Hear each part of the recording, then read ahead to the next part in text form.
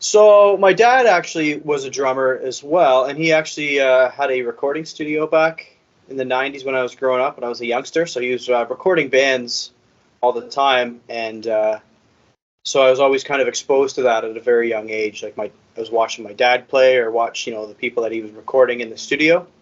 So I've kind of always at least dabbled with it ever since I was like really young, like a couple of years old, and I didn't really start taking it seriously though until I was probably 13 or so, and then I started playing with some buddies of mine in the school, like in the music room. Like once I started kind of playing with other people, then I kind of took it a bit more serious.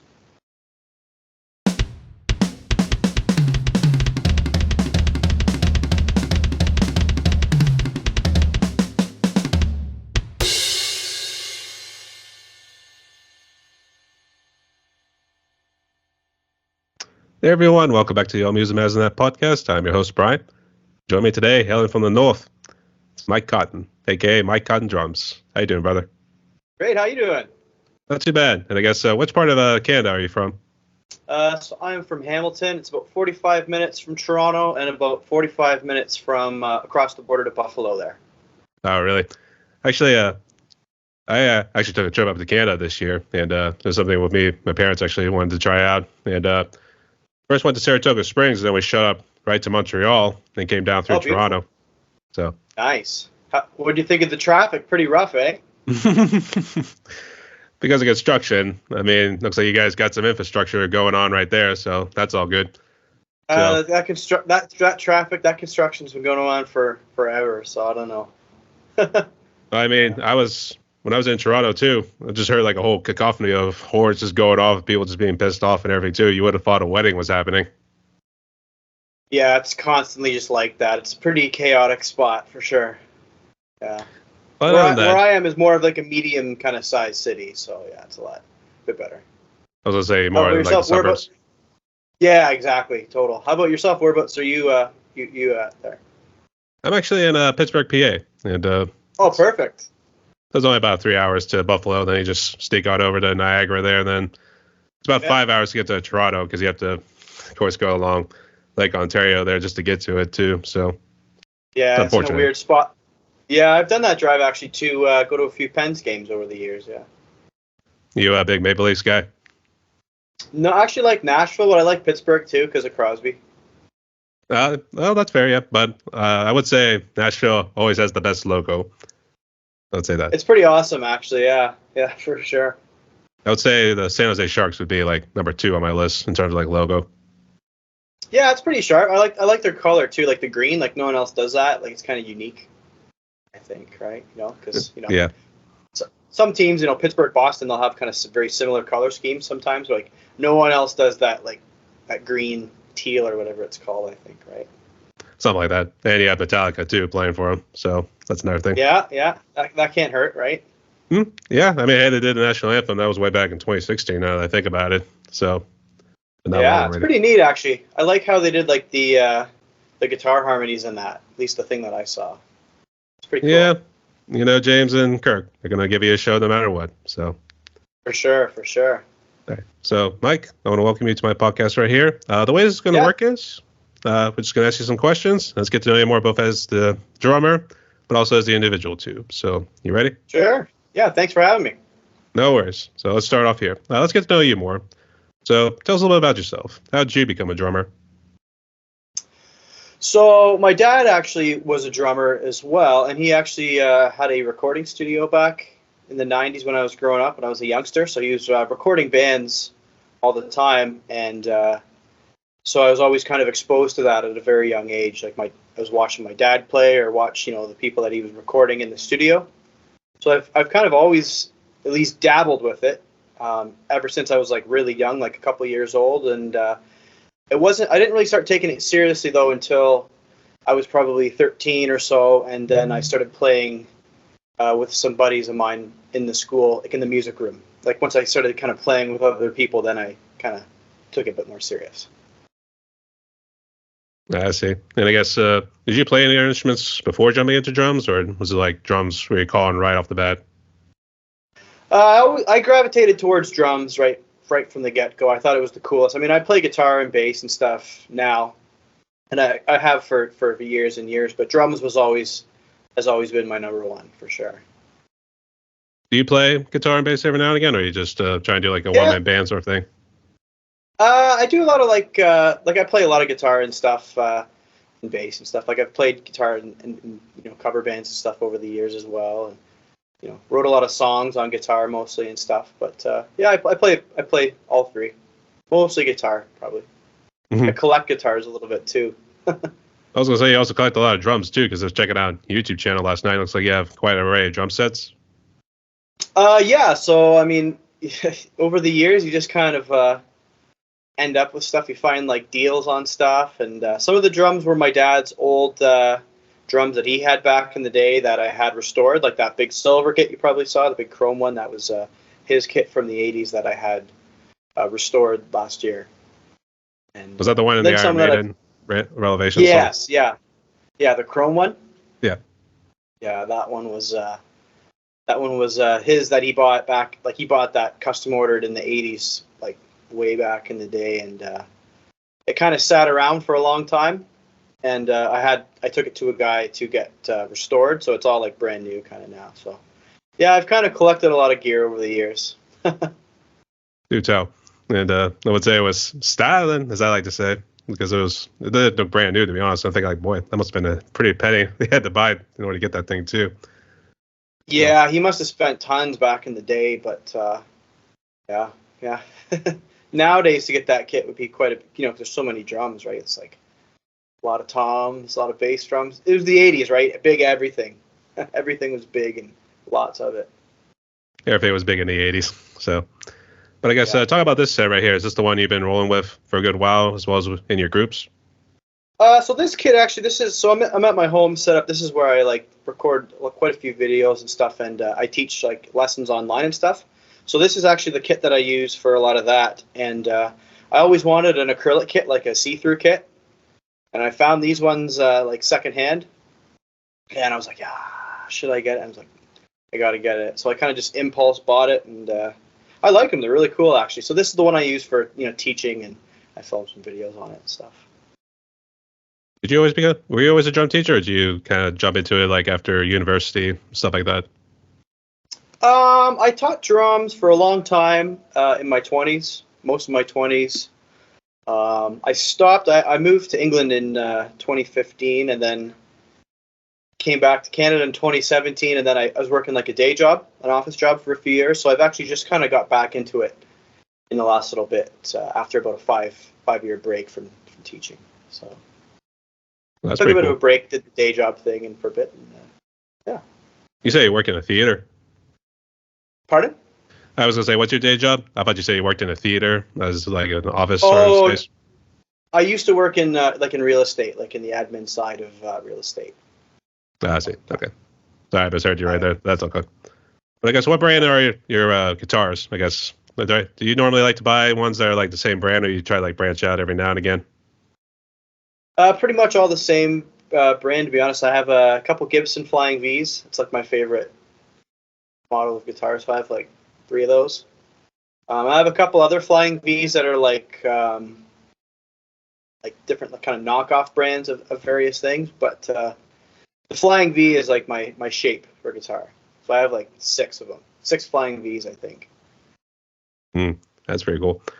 I always remember Gibsons because actually that was the bass guitar my dad.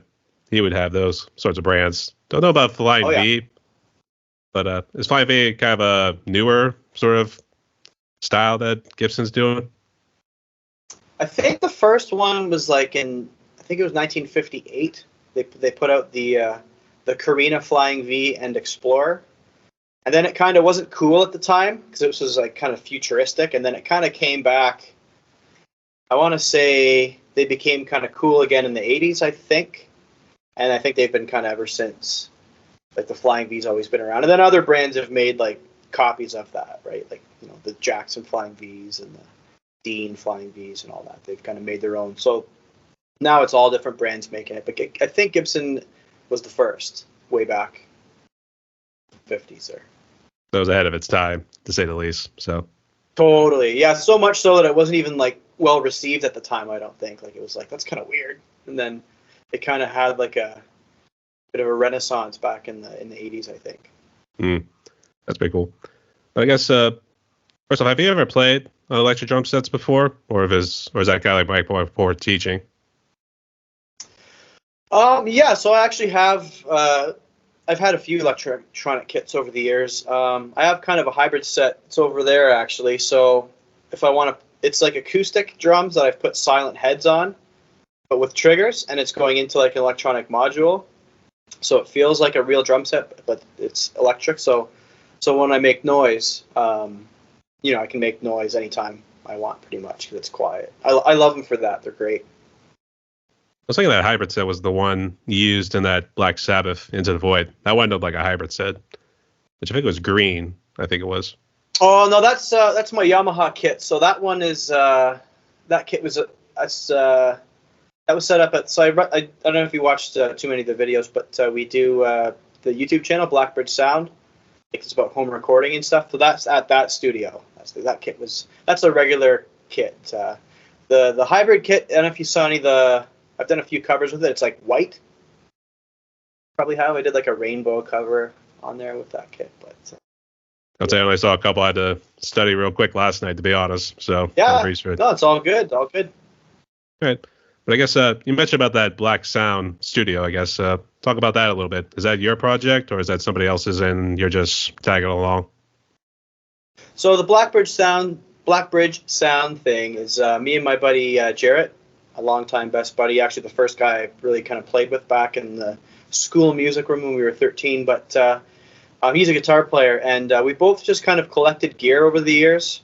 He's collected a lot of guitar stuff. I've collected some guitar stuff and a lot of drum stuff. And he moved. He's from Hamilton, same as me. Moved out to the country, I want to say 5 or so years ago, and built that studio in his basement. So the basement was completely just nothing in it. Just, so he constructed the whole thing in the basement. And we started the studio. Some of the gear was my dad's old gear from when he had his studio way back in the day, and we kind of just compiled it all together and created that, and started the YouTube channel to kind of almost like to learn how to record. So we started doing that, because the more you do something, the better you get at it, right? If you, I don't know how much recording or anything you've done yourself there, but you get kind of dial it in the more you do it. So we started the YouTube channel just to get better for ourselves, and it's kind of taken on its own life a little bit. I'd say the only really recordings I have done was with drum covers, but mine's an electronic set, so I utilize MIDI, that sort of stuff. Perfect. Yeah, like do you run it into like Superior Drummer kind of thing, or? Oh yeah, Superior Drummer 3. Yeah. Been rolling with that for a while. I kind of made like a little Frankenstein sort of set. Perfect. Yeah, it works really good. You can get some amazing sounding stuff on your electric kit, and then it sounds really realistic. I find like that. When you get those really good samples, and once you get the electric drums dialed in, so they're pretty accurate and stuff, it's amazing. Yeah, absolutely. As I was saying, I kind of made mine like a little Frankenstein set, because most of it is like a Yamaha. I think it's a purple color. I don't know which sort of Yamaha it is, but I've always liked it too. And I forget what the snare is, but I've always dug the snare, so that's why I say it's such a Frankenstein kid. Then all I do is just mess around with the cymbals to make one like a China and one be like the regular crash. So it's a little bit fun. So. Hey, that's awesome. Yeah, I mean, you put if it's a Frankenstein kit, that's cool though, because you kind of put your own little stamp on it, right? It's not just like you went and bought a standard kit at Guitar Center and just set it up. Like you kind of made it your own a little bit, right? So awesome. Basically, yeah. I would say, I'm trying to remember what else, but actually I'm thinking of upgrading to a hybrid set at some point. Of course, it's like an arm and a leg too, because I was thinking along the lines of the Roland, because Roland's always been good to me. So. Yeah, the Roland stuff, it can be pretty expensive for sure, but there's definitely a lot of quality there for sure. Like the Roland kits are great. We'll have to see, but to be determined. So. Yeah, you give it some time, right? You'll have to save up your money, and maybe you'll find a deal, some nice deal, maybe secondhand even out there. You never know. We'll have to see. I'm definitely thinking of trading in that one, but I'm going to leave the kick pedals because they said I could still use those, which are PDPs. So yeah. So those can come in handy. So absolutely. Right. To be determined, nonetheless. Yeah. So But I guess in terms of influences, I guess outside of your dad, who seemed to be your biggest influence, I guess who else influenced you in terms of your drumming style? So I mean, I've listened to a lot of different styles over the years. You know, everything from like I've had kind of a jazz phase to metal and rock, everything in between. But I'd say early days it was Metallica. My dad had the VHS tape of A Year in the Life of Metallica, which is like the documentary of them recording the Black Album. So I used to watch that like on repeat, like hundreds of times as a kid, and then I would watch that, get inspired, go upstairs to the drum set, and then I'd play along with a cassette tape of the Black Album. So that's kind of my earliest influences, and still, I still love Metallica today. But then over the years, you kind of just listen to more stuff. So I've always been a big Led Zeppelin fan. So I'd say Bonham's a huge influence to me. Iron Maiden, Nico McBrain, huge influence as well. And then different stuff. I mean, I've played a lot of funk and stuff over the years, so I like a lot of the old school Motown drumming and stuff is really cool. I like a lot of everything. I'm kind of all over the place. Yeah, but I would say, obviously, as we mentioned earlier, pretty more into the 80s, because at least from most of the videos I saw, like right off the bat, it was like bands that came out of the 80s, like Metallica and Iron Maiden. So yeah, if I had to I'd say most of the stuff I listened to was made probably before I was born. But yeah, a lot of 80s stuff. I love Priest, I love Maiden, Scorpions, bands like that. And then even stuff that kind of came out later, like I'm a huge Oasis fan as well. Like that band a lot. It's really different. As you know, a friend from the UK who's really big into Oasis too. In fact, they all are over there. Yeah, Oasis is like they're like gods over there. That is true. Yeah, I was gonna say. I had interviewed him. I forget how long ago it was, but it was that's pretty much what most of the talk had to be. Mostly had to be like all about Oasis and like every single album that he had in his collection too. So that's probably why I bring that up. So I can see totally. Why. So yeah, like when I lived in the UK, I mean, I'd heard like the hits because they had some big songs like Wonderwall and all that.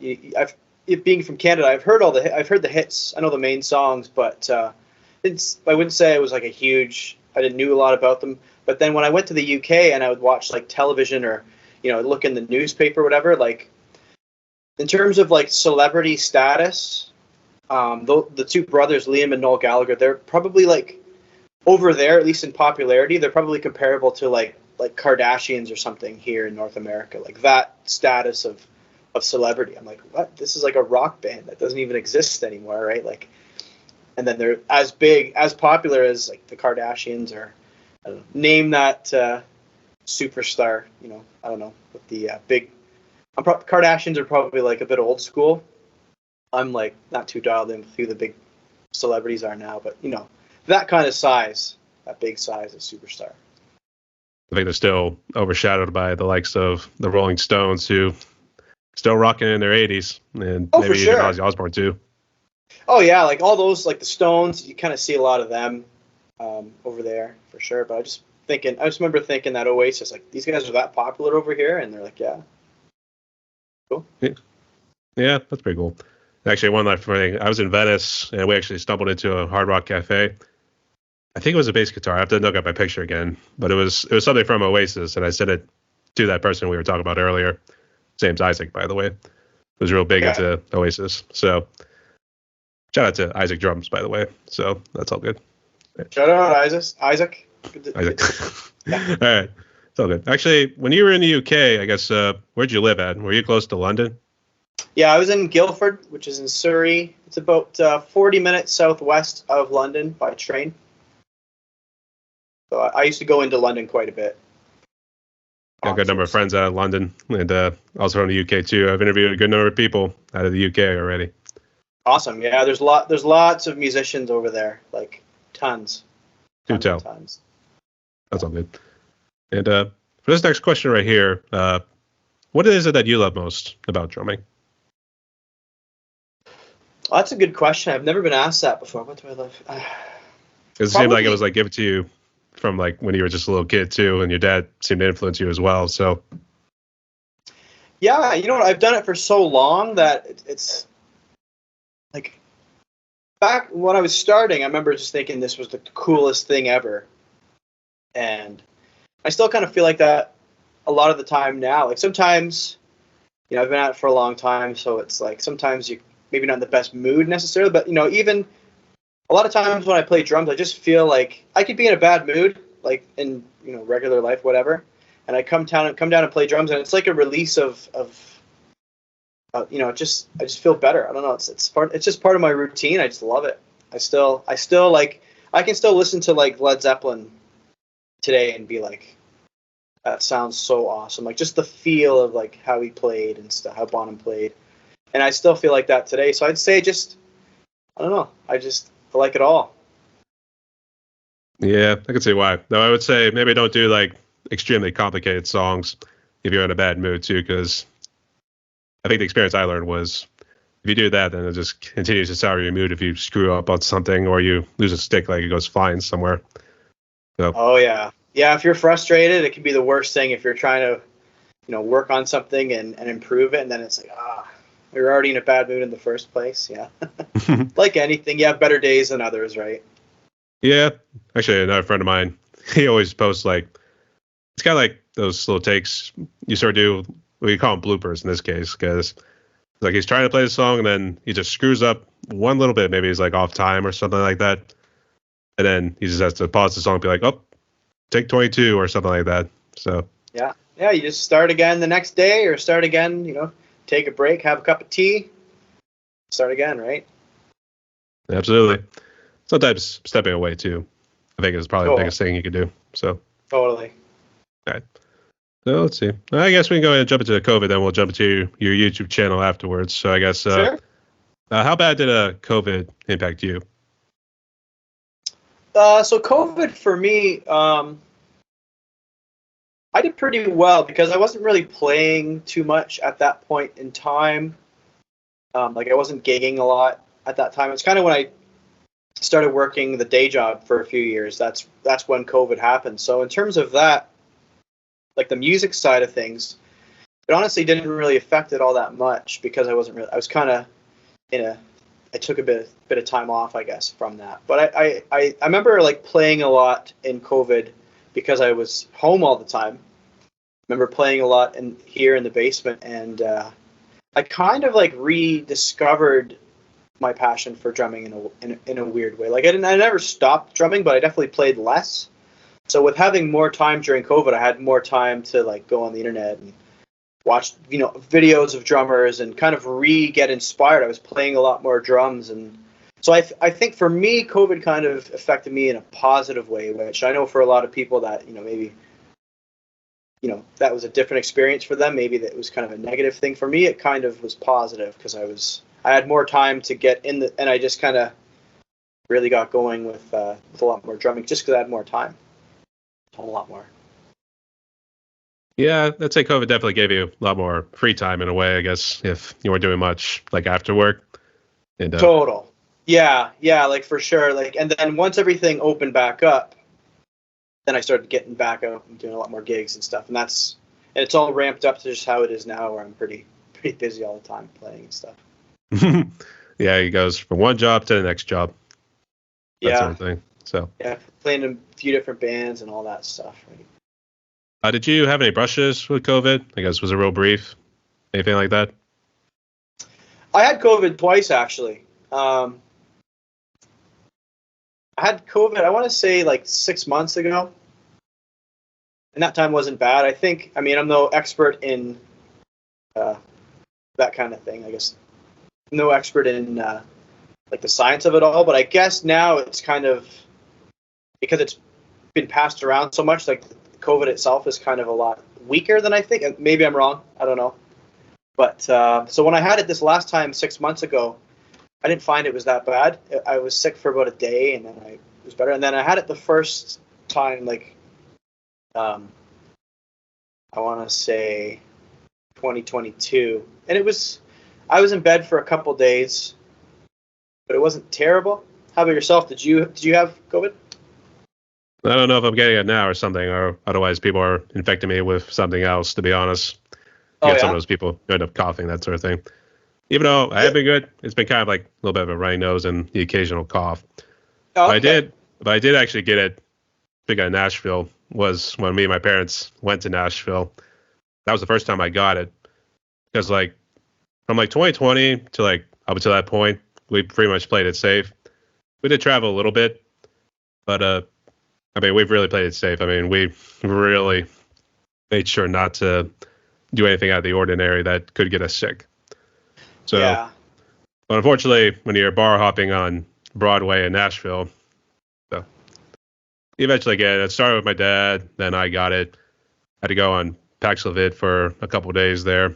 But after a week, it lasted. I felt like it lasted about a week. So afterwards, it finally went away. It just, I think, became like it's cold. I'd say more of a cold, yeah. So it was more like that. That was me as well. It wasn't too bad. I just kind of laid around and watched TV and stuff. Actually, I was trying to hop on the drum set to see if I could try to like sweat it out, and I was trying both thrower. I was actually trying No Guts, No Glory, and I just couldn't do it. I was just that fatigued. So Really, eh? yeah, It hit you that hard, eh? it did. Yeah, I mean, it hit my dad worse because I mean he just really could not do anything. I mean, we were just that tired. So Yeah, I kind of had like a bit of a. So the first time I had COVID, it's kind of a funny story actually. So I don't know if you scrolled through my social media and stuff, but one of the bands that I play with is a Celtic band called the Steel City Rovers, like Irish kind of traditional stuff. And I got the call to play with them in 2022, and they needed someone like last minute. Like it was like 2 or 3 weeks or a couple weeks away from they had a big show, and they were on tour in the States down in Florida, and they split with their previous drummer pretty abruptly, and then they like, we have these big theater shows coming up in Ontario. It's in like 3 weeks. Can you help us fill in for these shows? And I was like, sure.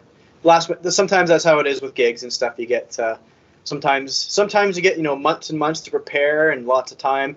And then sometimes it's like, hey, we got a gig coming up like ASAP. Can you fill in? So I'm like, yeah, we got 3 weeks. Sure.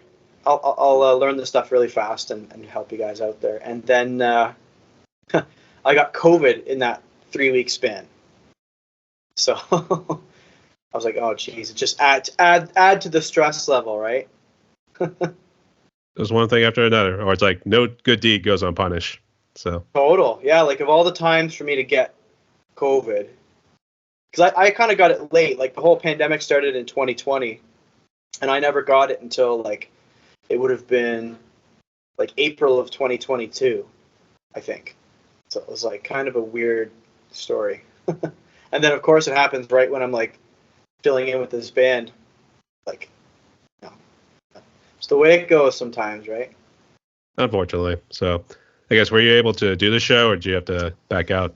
Yeah, so like I said, I didn't get hit too bad with COVID. Like by the time everything started up to do that show, and we had like the rehearsal beforehand, I was all healed up. Like I remember taking all the tests and stuff like that, and whatever. Like you're supposed to wait X amount of days after your last negative test or whatever it was. Like the timing just worked out.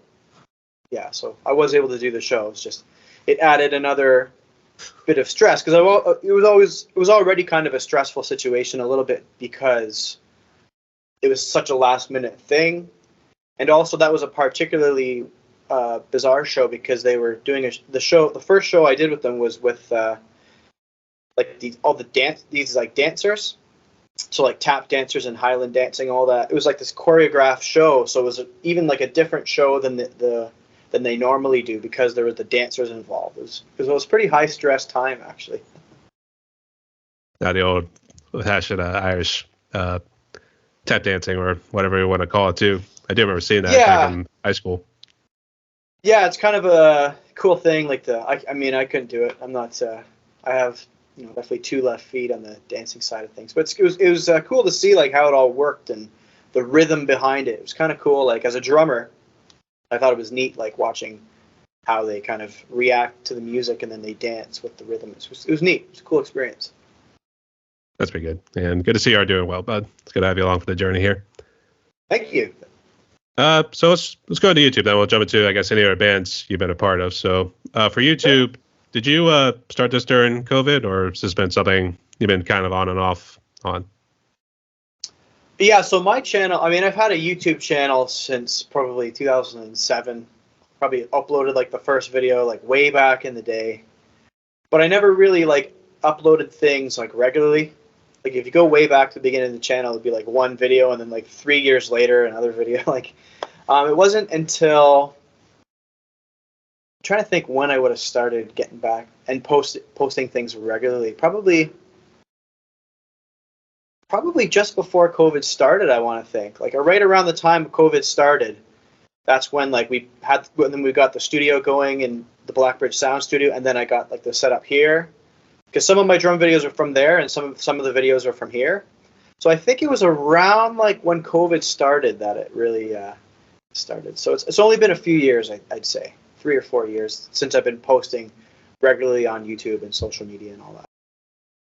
Is there something you hope to achieve with it? I guess have you just been strictly doing drum covers, or because I think I saw you were also doing like little vlogs as well? Yeah. So back in the day, like when I was playing like full time, I was teaching full time and playing and gigs and touring and stuff. I was kind of like I had kind of a weird like I thought social media back then. This is talking like you're talking like 2015 and before and back. I kind of thought social media was like a distraction. I was like, it's a waste of time. That's never going to be an important thing as a musician, social media, right? And then so I kind of ignored it. I didn't really post a lot of stuff and make videos. I was like, And looking back, I do kind of regret that because, social media now is such a big part of any musician pretty much now, right? So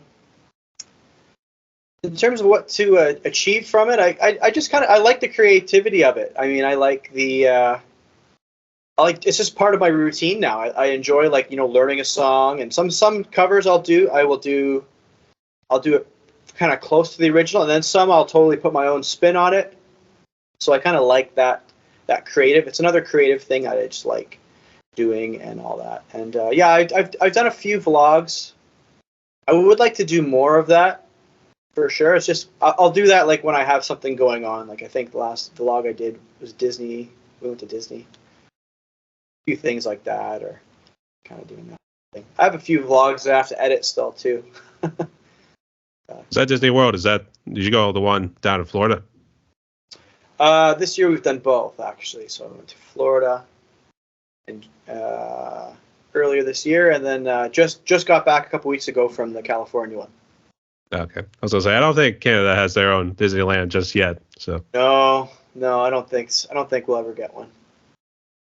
Got to put it in a giant mall, and it's kind of similar like how Mall of America is in the Minneapolis Mall of Minnesota. Yeah. That's what you guys got to do. Yeah, something like that. We used to have a Disney store, and it was actually walking distance from my house here, but that closed during COVID. Tragic. So that's unfortunate. Oh, can you do? I guess who's all in your family? I guess is it just you, your wife, and maybe a couple of kids? Right, no, it's just me, the fiance, and I have a dog. Just a 3-piece at the moment. Oh, really? That's all good. I guess what made you want to go to Disney World? Just wanted to check it out because that was your first time there? Yeah, I'd never been previous. She's a huge Disney fan, massive Disney enthusiast. So it was kind of like a dream. And I thought it was cool, too. It was a neat, it was just seeing, like, the spectacle, the entertainment, kind of. They got it pretty dialed in, especially in Florida. It's a pretty amazing spot. That's pretty cool. Yeah, I guess she's real big into the Disney Renaissance that happened in the 90s. Yeah, huge. She had all the VHS tapes of all the movies and stuff, right? Probably, I think she still does. Have them kicking around somewhere. Someday those will be worth a good amount of money. At least hopefully, we should say, even though. If they still play, I know the tape degrades, right, over time, so yeah, you never know. Something like that. But we'll see what happens. In terms of your drumsticks, I guess, what brand are they? So I've actually been pretty fortunate to endorse Los Cabos drumsticks. See it there, but I've used at least 10 years, I think over 10 years by now. So I just used the Los Cabos 5A Hickory standard, great company, made in Canada here. Awesome. I guess, how'd you get endorsed by them? Did you reach out to them saying like, hey, I'll play your sticks if you endorse me, that sort of thing? Yeah, like I just did the standard kind of endorsement application. I want to say this would have been 2009 or something like that. So it's been a long time. I was playing in a band at the time, traveling around a lot and stuff, and then I just did the regular endorsement application, and it's been there ever since. Luck of the draw. So. Yeah, for sure. Yeah, I just been doing it been using their sticks for years now. So, and they're always the same. Always just works. I don't know. That's good. I guess, are you endorsed with anybody else, or is it just strictly like drumsticks? Yeah, so Los Cabos drumsticks and Dream Cymbals as well. Dream Cymbals, I want to say I've been with them a similar amount of time.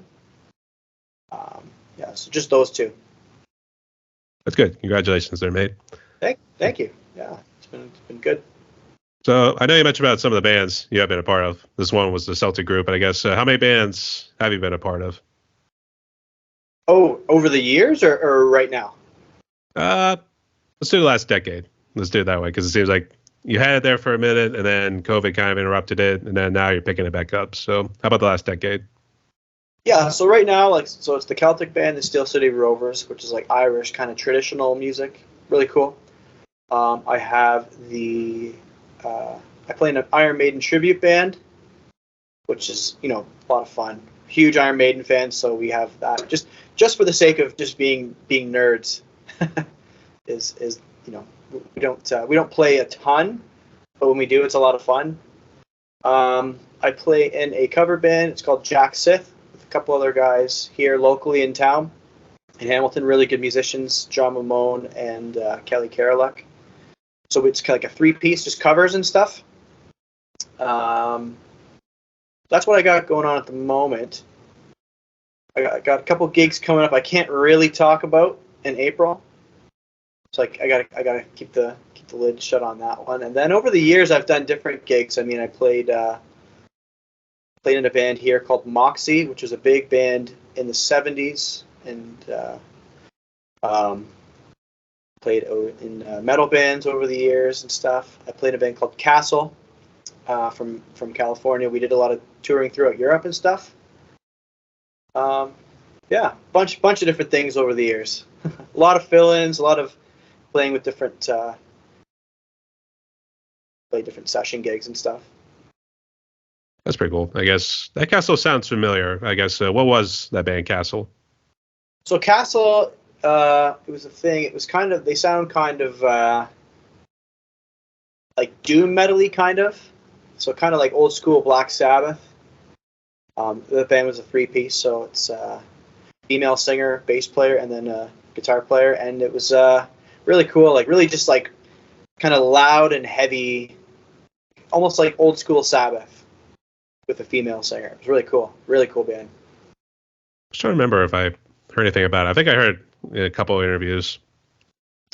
Yeah, they toured a lot in the States. Like, for quite a few years there, they were on the road constantly in the States. So they've probably played Pittsburgh and played in your area like 50 times or something like that. Like, they were always on the road. Yeah, I wish I knew, because actually, speaking of Iron Maiden, they're coming to Pittsburgh next year in November. We got tickets. Oh, do you? Yeah, they're coming here in October. Are they? To Toronto. For me, it's about 45 minutes. Yeah, we'll be. That's my favorite album by them. Is they're doing the Somewhere in Time. Like, they're playing a bunch of songs off that, and then the tour is themed around that, and then their most recent album, Senjutsu, which is more like samurai stuff. So I'm excited to see that. It's going to be really cool. I really hope they play Fear of the Dark, because that's starting to become my favorite one right now, because I actually did that as a drum cover for Halloween, and it was right on Halloween Day. Yeah. No way, that's awesome. I love that song. I also did a nod to like some of the old classic like horror movies, because when I started doing like the chorus, for instance, you'll see like little clips in like certain spots, because I normally do like 4 angles with mine. I do one like center, left, and right, and then a foot cam as well. Perfect. So I do like a little video clip for like say Wolfman. You got Jason Voorhees, Freddy Krueger. Oh, cool. So it's actually pretty fun because actually the very first one it was a. I could always picture it. The name's kind of escaping me too, but it was kind of a little mixture of comedy, but there was still a bit of a horror thing to it. Wicked. Yeah, I'll check it out for sure. Yeah, send me the link after this. I'll definitely check it out. Okay. Sure. Actually, I was going to say the Necronomicon. I think that's what it was. Whichever Evil Dead. That's what it was. It was Evil Dead 2, I think. Right. Yeah, that's cool. Actually, that one worked because he was running away, and you never saw like what was really chasing him. So it really worked out pretty well. So I always laugh when I see it because it was like that just works so well. You just kind of got lucky there, eh? Pretty much. I mean, I was just looking around, and I think I looked up best chase scenes in horror movies, and they showed me that one, and I figured, all right, I'll check that out. And then I saw what it was. I was like, oh, that's pretty good. In fact, it was Awesome. so good. In fact, it was so good. I used it in 2 separate parts during the drum cover. So. Okay, right. Awesome. Yeah, I'll check it out. Looking forward to it. All right.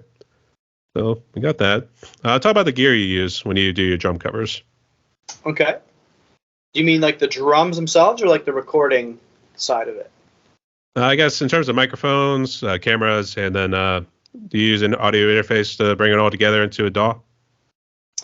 Yeah. So the drums. So at Blackbird Sound, like the studio that I do with my buddy there, we have a pretty extensive recording setup. Lots of microphones.